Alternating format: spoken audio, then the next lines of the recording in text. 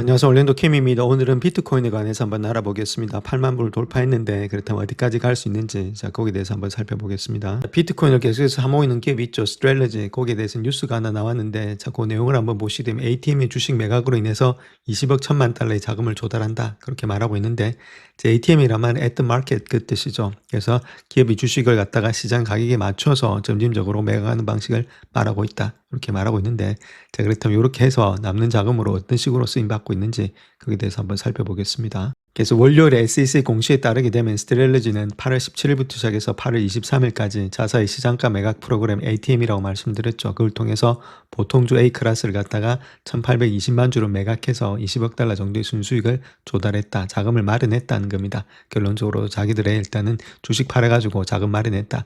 그 이야기를 하고 있는 거죠. 그래서 조달 자금 중에서 3억 달러는 USD 준비금을 배정한다. USD 보유금이라는 말은 결론적으로 말해서 현금성 자산을 어느 정도 가지고 있다. 그렇게 보면 되겠죠.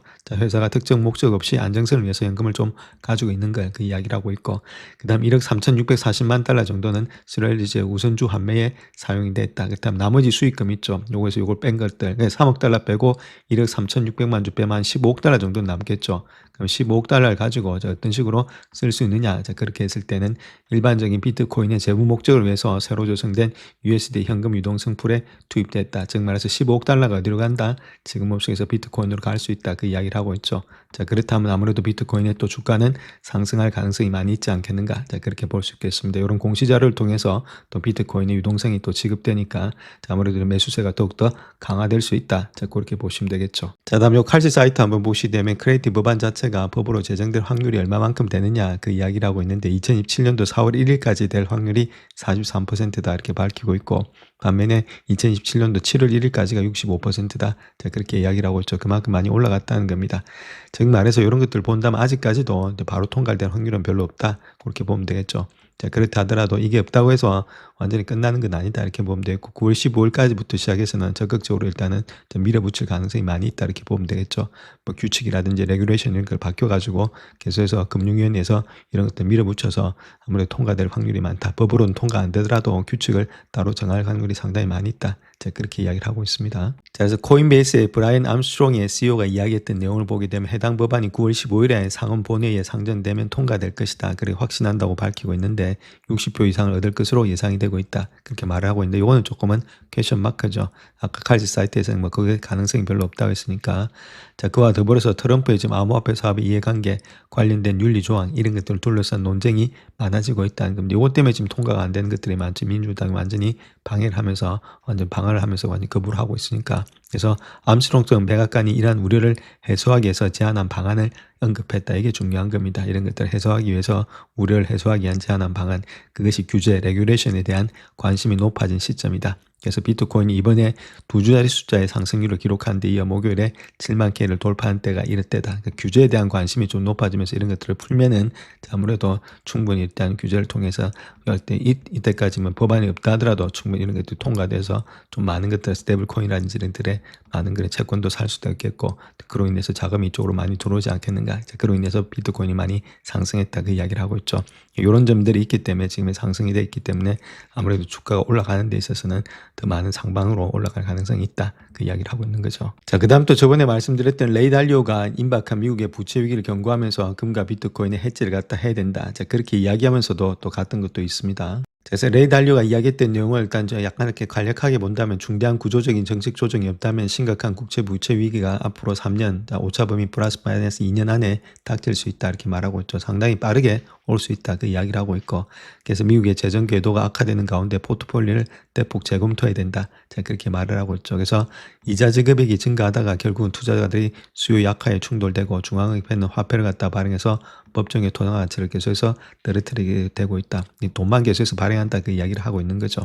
그렇기 때문에 최근에 국가 부채가 40조 달러를 넘어선 가운데 달리오는 올해 정부가 2조 달러의 재정 부족에 직면할 거다. 그 이유는 세입은 5조 5천억 달러밖에 안 되는데 지출은 7조 5천억 달러에 달한다.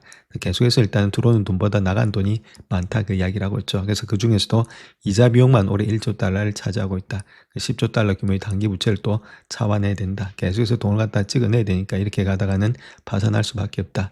자, 그 이야기를 하고 있는 거죠. 자, 그래서 달리오가 이야기했던 내용을 보게 되면 금과 비트코인처럼 정부가 발행하지 않는 화폐가 상대적으로 양호한 성과를 낼 것으로 예상이 되고 있다. 그렇게 말하고 있죠. 영국, 중국, 일본도 현재 유사한 재정 압박에 직면해 있다. 자, 그러니까 아무래도 이쪽으로 상대적으로 화폐보다는 다른 쪽에 대체 자산으로 모을 수 있다. 자, 자금 자체가. 자, 그런 식으로 이야기를 했죠. 자, 암호화폐 시장 자체가 올해 들어서 가파른 랠리를 펼치고 있는데, 자, BTC가 지금 이제 거의 8만 달러를 돌파했고 한 주간 25%, 이더리움 같은 28% 넘게 올랐죠. 특별히 재무부의 채권의 바이백 자체가 양적 완화가 아닌 촉매제였다. 그로 인해서 사상 최대인 27억 5천만 달러의 경매도 청산이 상승의 상당 부분을 이끌었다, 이렇게 보면 되겠고, 자, 코인베이스의 프리미엄 역시도 95일째 마이너스를 유지하고 있기 때문에 미국의 현물 수요가 아직까지 충분히 강하지 않음을 보여주고 있다, 이렇게 말을 하고 있죠. 그래서 아무리 현물 수요가 들어오면은 더 많이 올라갈 수 있다, 이렇게 보면 되겠고, ETF에서는 지금 현물이 좀 많이 들어오고 있다, 이렇게 보면 되겠습니다. 그래서 현물과 무기한 선물 수요가 긍정적으로 유지되는지,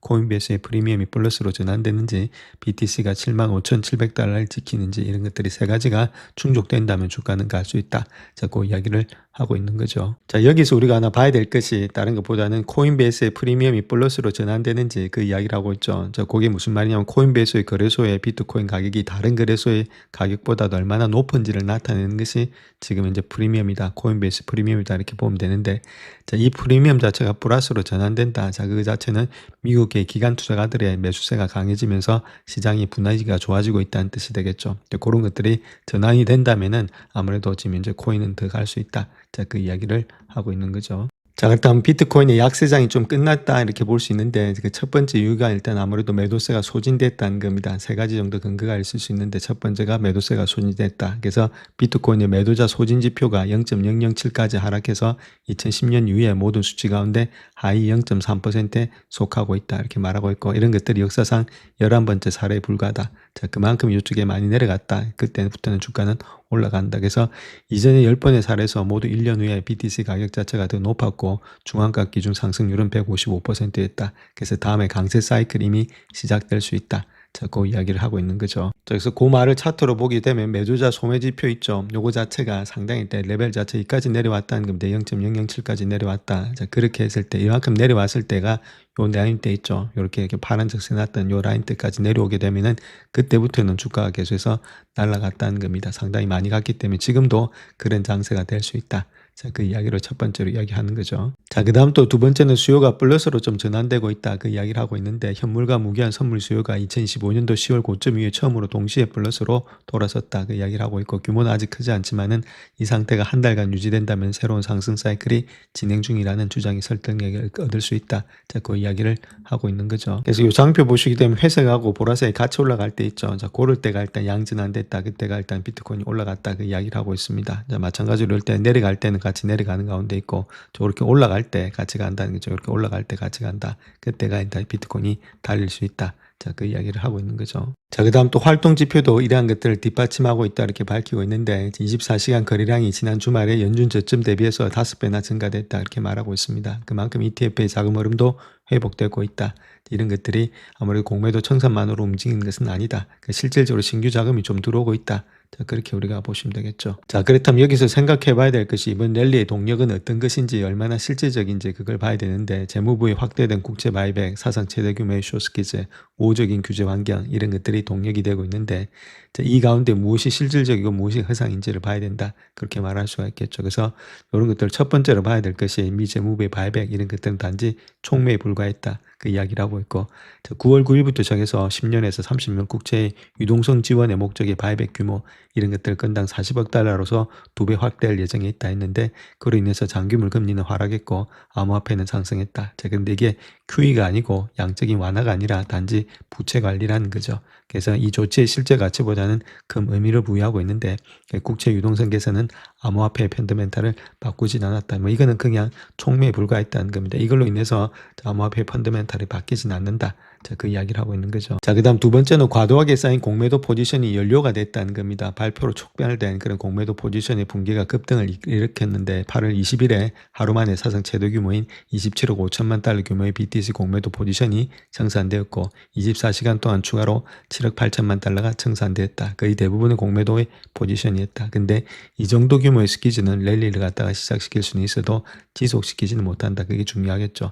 자, 지속이 안 된다는 겁니다. 랠리는 시작은 되어도 그런 것들이 공매도다 이렇게 보면 되겠죠. 그렇다면은 지금 현재 이거 후에 지속이 안 된다는 말이 옆으로 기지 못하고 내려온다는 말인데 지금 옆으로 눕고 있다는 것은 계속해서 매수세가 들어오고 있다. 자, 그렇게 우리가 보시면 되겠죠. 자, 그렇다면 실질적인 매수세는 아직까지 확인되지 않았다 그렇게 말하고 있는데 코인베이스의 비트코인 프리미엄 지수 아까 말씀드렸던 거 있죠. 95일 연속으로 마이너스를 기록하고 있는데 기존의 최장 기록인 40일을 크게 넘어선 사상 최장 기간이 되고 있다. 할인폭은 8월 20일에 마이너스 0.021%로 축소됐지만 아직까지는 플러스로 전환되지는 못했다. 그렇게 말하고 축소는 됐는데 플러스는 전환되지 못했는데 이것도 시간이 지나면 좀 될 가능성이 있다. 이거는 매일 체킹해야 되겠죠. 그래서 코인베이스와 바이낸스 간의 가격 차이를 측정하는 건데 이 지수 자체가 지속적인 마이너스 수치는 코인베이스 가격이 할인돼서 거래되고 있음을 의미하고 있고 일반적으로 미국의 매수세가 약하거나 매도 압력이 우세하다는 신호다. 그렇게 말하고 있죠. 지금까지는 그런데 지속 가능한 모든 상승 추세를 뒷받침하는 매수 기반인 미국의 현물 수요는 아직까지 충분히 강하지 않다. 그렇게 말하고 있죠. 조금씩은 지금 현재로 들어오고 있는 그런 이야기가 있다. 이렇게 말씀드리겠습니다.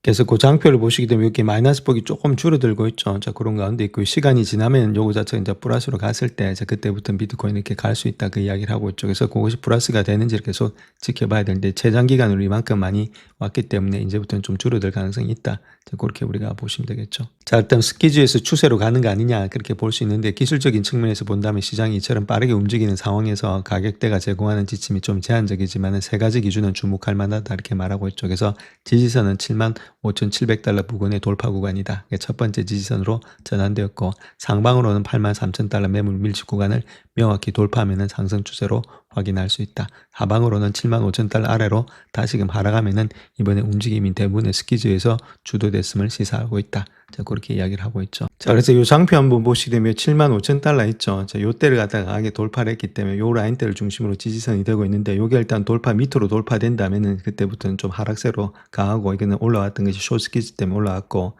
자, 반면에 요거 위를 갖다가 강하게 돌파할 때 있죠. 83,000대 이걸 강하게 돌파한다면 이제부터는 추세는 상승으로 갈 수 있다. 자, 그렇게 보면 되겠죠. 자, 그런 가운데 있기 때문에 자, 제가 보는 관점 아무래도 좀 위로 봐야 되지 않겠는가. 자, 그렇게 보여주고 있습니다. 자, 그 다음 또 자금의 흐름 측면에서는 수요가 스키즈 위에도 유지될 수 있는지를 지켜봐야 된다 이렇게 말하고 있는데 현물과 무기한 선물 수요가 막 동시에 플러스로 전환되고 있고 이 상태가 한 달 내내 유지된다면 신호는 잠정적 수준에서 구조적 수준으로 격상된다 그렇게 말하고 있고 자, 코인베이스의 프리미엄이 플러스로 전환한 뒤에 유지된다면 미국의 기간 매수세가 돌아왔음을 확인해 줄 수 있겠고 이더리움이 2,400달러 위를 지킬 수 있는지 또 알트코인의 상승 종목세가 확산이 계속해서 되고 있는지 지금 이제 그렇게 되고 있죠. 자, 이것이 진정한 위험 신호의 사이클인지 아니면은 단일 자산의 반등인지를 보여준다. 그렇게 말하고 있고. 자, 규제는 아무래도 또 가장 큰 폭의 증폭 요인이 될 수 있는데 SEC의 레귤레이션 크립토 에셋 이런 것들의 제한 요것 때문에 또 올랐다고 볼 수 있겠죠.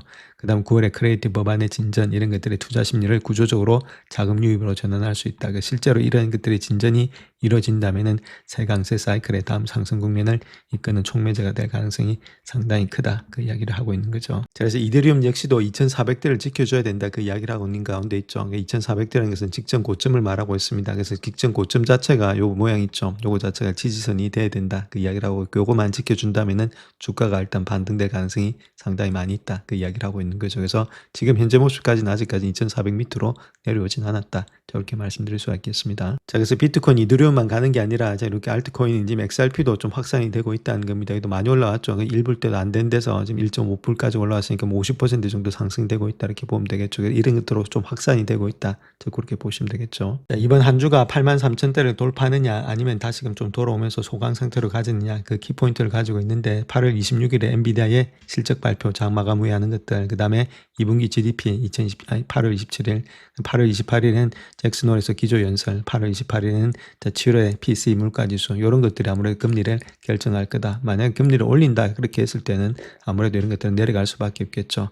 근데 금리 기조가 내린다든지 PC를 갖다가 좀 낮게 나온다 그렇게 했을 때는 주가는 많이 달릴 수 있다 이렇게 말씀드립니다. 자, 그 중에서도 이번 주에 지금 핵심 이벤트는 아무래도 워시가 연준 의장으로서 처음 하는 잭슨 홀 기조 연설이다 이렇게 보면 되겠죠. 워시가 좀처럼 낮아지지 않는 그런 미 국채 금리에 대해서 언급할지 주목을 해야 되겠고, 연준의 금리 경로를 어떻게 정의하는지를 파악할 수 있는 명확한 단서가 될 것이다. 그래서 비둘기파적인 신호를 했을 때는 암호화폐, 그다음 기타 위험 자산으로 자금 유입을 촉진할 수 있고, 자, 두 번째 초점은 AI 테마의 바로 밑엔 엔비디아의 실적. 그 시장은 이제 단순히 이게 이상을 요구하고 있고 예상치를 웃도는 실적 AI 투자가 매출로 전환되고 있는지를 증거를 찾을 것이다. 자, 이런 것들이 되면은 더 많이 상승을 할 수 있다. 자, 그 이야기를 하고 있는 거죠. 영상을 끝까지 시청해 주셔서 감사합니다. 영상이 도움이 되셨다면 구독과 좋아요 부탁드립니다. 감사합니다.